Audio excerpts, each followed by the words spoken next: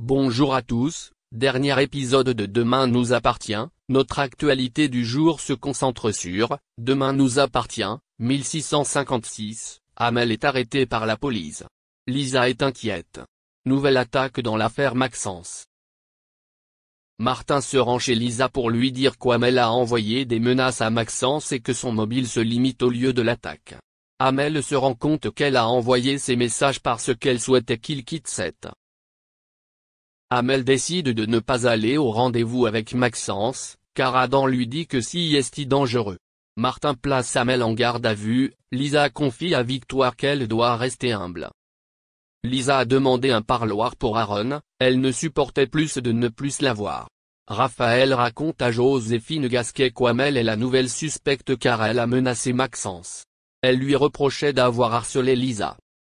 Sarah interroge Adam en présence de sa mère Swasik sur ce qui est arrivé à Amel. Il a réussi à la convaincre de ne pas venir au rendez-vous. Le problème est que les téléphones d'Adam et d'Amel se sont échoués. Raphaël saute le dîner avec Martin car elle doit rencontrer Joséphine Gasquet pour l'aider à régler la succession. Elle avoue qu'elle lui rappelle elle lorsqu'elle renie complètement Stanislas. Quand Joséphine arrive, elle dit à Raphaël aidez-moi, elle est en sang, elle est attaquée par une femme qui veut la tuer. Roxane dit à Karim que Ryan a probablement besoin d'un cadre. Roxane pense qu'ils devraient tout faire ensemble.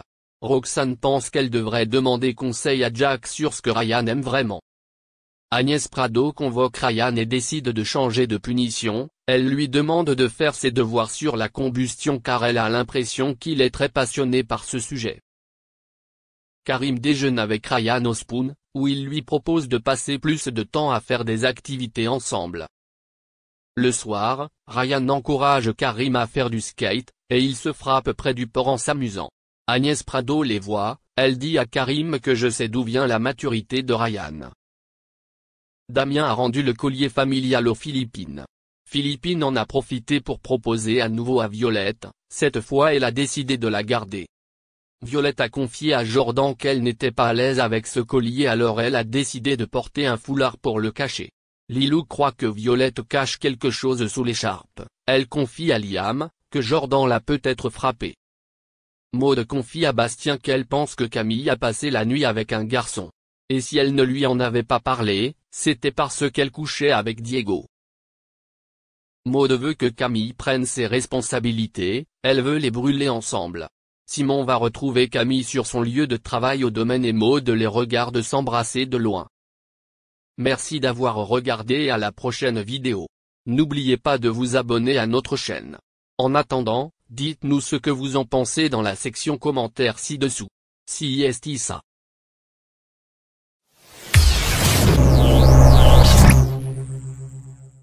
Jacques Dutronc et son fils Thomas, issus de son mariage avec Françoise Hardy, s'apprêtent à entamer une nouvelle tournée pour le spectacle qu'ils ont réalisé ensemble, intitulé Dutronc et Dutronc. À cette occasion, nos confrères de l'Observateur ont rencontré le père et le fils dans leur maison familiale de Monticello, en Corse, que Françoise Hardy a fait construire dans les années 1960. Sous le ciel azur de l'île de Beauté, le chanteur âgé de 78 ans a fait part de sa colère vis-à-vis de l'affaire Yvan Colonna. Ce militant indépendantiste d'origine corse a été agressé puis étranglé jusqu'à la mort par Franck Elon Abbé dans la salle de sport de la prison d'Arles, où il purgeait sa peine pour le meurtre du préfet Erignac en 1998.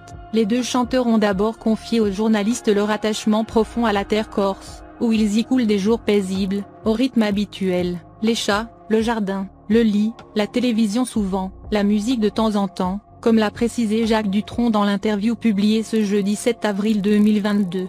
Je suis bien ici, a glissé avec simplicité l'interprète de J'aime les filles, précisant qu'il s'est fait de grands amis ici. Je n'aime plus Paris, je le dis, je le chante, je me sens mieux dans la fabuleuse nature corse, entre la mer et la montagne. On a un sentiment mystique, d'éternité, a appuyé Thomas Dutronc, qui a souvent passé ses étés dans la demeure familiale. Leur affection pour l'île est si forte que les deux artistes comprennent le soulèvement des Corses après le meurtre d'Yvan Colonna. Quand on vit sur une île, il faut se mouiller, a déclaré Jacques Dutronc. Peu de gens se mouillent pour la Corse. Ce pauvre Colonna se fait étrangler 8 minutes sans que quiconque ne réagisse. C'est invraisemblable. Il n'y a pas de caméra, pas de maton qui surveille, Il faut faire l'Ukraine à Bastia pour que ça bouge. Pour rappel, les obsèques du militant ont eu lieu le 25 mars dernier, ce qui a provoqué bon nombre de violences urbaines dans plusieurs villes corses. Plusieurs personnes, dont des policiers, ont été gravement blessées lors de ces manifestations. Le co-détenu qui a tué Ivan Colonna a été entendu par les enquêteurs le 30 mars. Le Parisien a publié quelques extraits des procès-verbaux de l'audition, dans lesquels on apprend que Franck Elon Abbé n'avait pas de raison particulière d'agresser sa victime. Il y a des personnes qui ont fait des choses dans cette prison qui ont fait des choses pour lesquelles j'aurais pu les tuer. Mais là pour Ivan Colonna il n'y avait rien de personnel, a déclaré le meurtrier. Je considère que Dieu a frappé Ivan Colonna à travers mes mains. Dieu s'est servi de mes mains pour riposter contre celui qui a blasphémé, a poursuivi le détenu. Les différents éléments d'enquête rapportés par la presse et les auditions des parlementaires n'ont fait qu'entretenir le soupçon selon lequel l'agression dont a été victime Ivan Colonna est en lien direct avec une série de dysfonctionnements administratifs, écrit l'avocat.